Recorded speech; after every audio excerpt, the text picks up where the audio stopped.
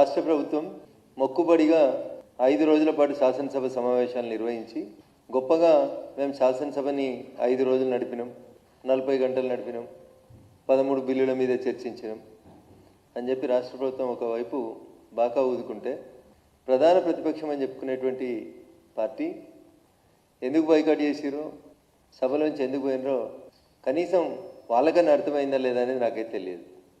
BRS party ప్రతిపక్ష పాత్రను పోషించడంలో ఈ 5 రోజులు జరిగినటువంటి శాసనసభ సమావేశాల్లో 100% వైఫల్యం చెందిందని చెప్పి భారతీయ జనతా పార్టీగా మేము భావిస్తూ ఉన్నాం. 30 మంది ఉన్నాం, 39 మంది ఉన్నాం, మందబలం ఉంది, మాజీ మంత్రులు ఉన్నారు, మా సార్ లేత చూడు ఎట్లుంటుంది అని చెప్పారు సభల కంటే ముందు. సభ అయిపోయింది, సార్ ఇంకా లేవలేదు, సభకు రాలేదు. పాలమూరుకు సంబంధించినటువంటి తెలంగాణ అంటేనే నీళ్ళు అంటాం మొదలు, తర్వాత నిధులు అంటాం, తర్వాత నియామకాలు అంటాం. నీళ్లకు సంబంధించి, కృష్ణా జలాలకు సంబంధించి రాష్ట్ర శాసనసభలో ఒక మంచి చర్చ జరిగి ప్రజలకి 10 ఏళ్లలో ఏం జరిగింది, 2 ఏళ్లలో ఏం జరిగింది అనేది ప్రజలకు చెప్పాల్సినటువంటి పాలకపక్షం మీరమేషాలు లెక్కిస్తే మేమే ప్రతిపక్షం అని చెప్పుకున్న వాళ్ళు సభలోంచి పారిపోయారు. 2 ఇంపార్టెంట్ అంశాలు ఈ 5 రోజులు జరిగినటువంటి రాష్ట్ర శాసనసభ సమావేశాల్లో చర్చకు వచ్చినాయి.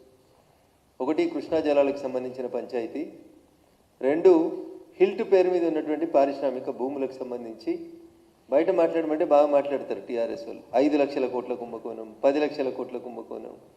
మరి సభలో చర్చ జరుగుతున్నప్పుడు బీఆర్ఎస్ పార్టీ నాయకులు సభలోంచి ఎందుకు పారిపోయిననే చెప్పాలి. ప్రధాన ప్రతిపక్షంగా నిలబడతామని చెప్పి కొట్లాడతామని మళ్ళీ అధికారంలోకి వస్తామని చెప్తున్నటువంటి బీఆర్ఎస్ పార్టీ 5 రోజులు జరిగినటువంటి రాష్ట్ర శాసనసభ వ్యవహారాల విషయంలో 100% వైఫల్యం చెందింది. ఎస్, మేము తక్కువ మందే ఉండొచ్చు భారతీయ జనతా పార్టీ సభ్యులు, కానీ భారతీయ జనతా పార్టీ సభ్యులు ప్రధాన ప్రతిపక్షంగా నిలబడేందుకు, రాష్ట్ర ప్రభుత్వాన్ని ఎక్కడికక్కడ కార్నర్ చేసేందుకు ఉన్న 8 మందిమైనా 7 మందిమైనా లేచి నిలబడ్డం, గట్టి కొట్లాడినాం. ఈ సందర్భంగా నేను మా భారతీయ జనతా పార్టీ శాసనసభ పక్ష నాయకుడిని, మా గౌరవ శాసనసభ్యులందరినీ ఈ సందర్భంగా అభినందిస్తా ఉన్నాను. ఎంతమంది ఉన్నామని కాదు, సమస్యల మీద పాలక పక్షాన్ని ఎట్లా నిలదీయగలిగినాం అనేది ఇంపార్టెంట్. ఎంఐఎం ఎవరు అధికారంలో ఉంటే వాళ్ళకి తొత్తుగానే బిహేవ్ చేస్తుంది, వాళ్ళతో పాటే అంటేగాగుతుంది. మరి భవిష్యత్తు మాదే అని చెప్పుకుంటున్నటువంటి బీఆర్ఎస్ పార్టీని ఇలా తెలంగాణ సమాజం ఆలోచించాలి. రాష్ట్రానికి సంబంధించినటువంటి 2 ఇంపార్టెంట్ అంశాలు, నీళ్లు, ఒక రకంగా భూములు అంటే నిధులే, పారిశ్రామిక భూములు. ఈ 2 ఇంపార్టెంట్ బిల్లుల మీద చర్చ జరుగుతుంటే బీఆర్ఎస్ పార్టీ ఎందుకు తోక ముడిచి పారిపోయింది రాష్ట్ర శాసనసభ నుంచి? దీన్ని బట్టి ఏమర్థమవుతుంది? కాంగ్రెస్ టీఆర్ఎస్ ఈ 2 కూడా ఒక తాను ముక్కలే.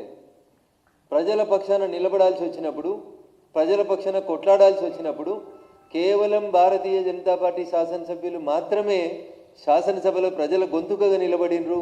మా శాసనసభ పక్షం తక్కువ సంఖ్యలో ఉన్నప్పటికీ కూడా నిజాయితీగా రాష్ట్ర ప్రభుత్వాన్ని ఎక్కడికక్కడ నిలదీసేందుకు ప్రయత్నం చేసినందుకు మా శాసనసభ పక్షాన్ని ఈ సందర్భంగా అభినందిస్తా ఉన్నాం. రాష్ట్ర ప్రజలు ఒకసారి ఆలోచించాలి, తెలంగాణ సమాజం కూడా ఒకటి ఆలోచించాలి. శాసనసభలో ఒక ఎమ్మెల్యే గారు మాట్లాడుతూ చెప్పినారు, ఇవాళ తెలంగాణ సమాజాన్ని ఆలోచించమని నేను సవినయంగా 2 చేతులు జోడించి చేస్తున్నటువంటి అప్పీల్ ఏంటంటే, ఈ రాష్ట్రంలో ప్రతిపక్షమైన పాలకపక్షమైన భవిష్యత్తులో మాకే అవకాశం ఇవ్వండి అని చెప్పి నేను రాష్ట్ర ప్రజానికానికి విజ్ఞప్తి చేస్తున్నాను. కాంగ్రెస్ ముఖ్యమంత్రి గారు మాట్లాడతారంటే 20 మంది శాసనసభ్యులు లేరు శాసనసభలో. This is the fate of the Congress party and Revanth Reddy. Revanth Reddy గారినో కాంగ్రెస్ పార్టీ గుర్తునో చూసి రాష్ట్రం లెవెల్ అధికారంలోకి రాలేదు. సరే, మా వల్ల జరిగినటువంటి 1-6 సంఘటనల వల్ల మా పార్టీలకెళ్ళే కొంతమంది నాయకులు మీకు తెలుసు, ఎన్ఎం శ్రీనివాసరెడ్డి గారైనా, వివేక్ గారైనా, కోమటిరెడ్డి రాజగోపాల్ రెడ్డి గారైనా, ఇట్లాంటి నాయకులంతా భారతీయ జనతా పార్టీ అధికారానికి 10 అడుగుల దూరంలో ఉందన్న సందర్భం లోపల ఇట్లాంటి నాయకులంతా కొన్ని వేరు కారణాల వల్ల మమ్మల్ని విడిచిపోవడం వల్ల కాంగ్రెస్ పార్టీ అధికారంలోకి వచ్చింది తప్ప కాంగ్రెస్ బలం కాదు, రేవంత్ రెడ్డి గారి పోరాటాలు కావాలి. అందుకని ఈ సమయంలో నేను ఎందుకు చెప్తా ఉన్నా ఈ సమస్యలన్నీ అంటే, తెలంగాణ సమాజం ఇవాళ ఆలోచించాలి. కృష్ణా జలాలు పాలమూరుకు సంబంధించి 10 సంవత్సరాల నుంచి 12 సంవత్సరాల నుంచి ప్రజలకు నష్టం జరుగుతుంటే పాలకపక్షం చర్చ పెడితే రేవంత్ రెడ్డి గారి పక్కన 65 మంది ఎమ్మెల్యేలు ఉండాల్సిన కాడ 20 మంది లేరు. ఇది పాలకపక్షానికి పాలమూరు జిల్లా మీద, కృష్ణా జలాల మీద ఉన్నటువంటి చిత్తశుద్ధి. అపోజిషన్ వాళ్ళు పాలకపక్షం తప్పు చేస్తే నిలదీయాల్సినటువంటి అపోజిషన్ వాళ్ళు వ్యక్తిగత పట్టింపులకు పోయి వ్యక్తిగత పంతాలకు పోయి శాసనసభలోంచి వెళ్ళిపోయిండ్రు. సో కేసీఆర్ గారికి పాలమూరు మీద పట్టింపు లేదు, రేవంత్ రెడ్డి గారికి పాలమూరు మీద పట్టింపు లేదు. వీళ్ళ పట్టింపులన్నీ నువ్వెంత అంటే నేనెంత, నీ నోట్లు ఎంత మూసినది వారుతుందంటే నా నోట్లు ఎంత మూసినది వారుతుంది. ఈ కంపు, ఈ కొట్లాటలు, ఈ వ్యక్తిగత దూషణలు తప్ప కృష్ణా జలాల గురించి రాష్ట్ర ప్రభుత్వం రేవంత్ రెడ్డి నువ్వు పాలమూరు బిడ్డవు, నువ్వు ముఖ్యమంత్రి 2 ఏళ్ళు అయింది, పాలమూరుకి కృష్ణా జలాల్ని ఎందుకు తీసుకపోతలేవు అని కార్నర్ చేయాల్సినటువంటి ప్రతిపక్షంగా బీఆర్ఎస్ 100% విఫలమైంది. కాబట్టే తెలంగాణ సమాజానికి మేధావులకు నేను చేసేటువంటి అప్పీల్, ఒక్కలమున్నా, ఇద్దరమున్నా, ముగ్గురమున్నా, 8 మంది ఉన్నా, 7గురం ఉన్నా, తెలంగాణ సమాజంలో కాంగ్రెస్ పార్టీని నిలదీయగలిగింది కేవలం భారతీయ జనతా పార్టీ. కాబట్టి కాంగ్రెస్ ఎట్లా గెలిచిందో ఏమైందో ఇందాకనే చెప్పిన, కొంతమంది నాయకులు మా నుంచి అడిదికు వలసపోతే కాంగ్రెస్ అధికారంలోకి వచ్చింది. అందుకని ఇలా వలసపోయిన నాయకులు కూడా ఆలోచించుకోవాలి, కాంగ్రెస్లో ఏం జరుగుతుంది, కాంగ్రెస్లో మీకు ఏం గుర్తింపు ఉంది, ఏం గౌరవం ఉంది, మీకు అక్కడ ఏం లాభం జరుగుతుందో ఒకసారి వలసపోయిన నాయకులు కూడా ఆలోచించుకోవాలి. తెలంగాణ భవిష్యత్తు కోసం తెలంగాణ బంగారు తెలంగాణగా మారాలంటే 10 ఏళ్ల బీఆర్ఎస్ పాలన చూసిండ్రు, 2 ఏళ్ల కాంగ్రెస్ పాలన చూసిండ్రు.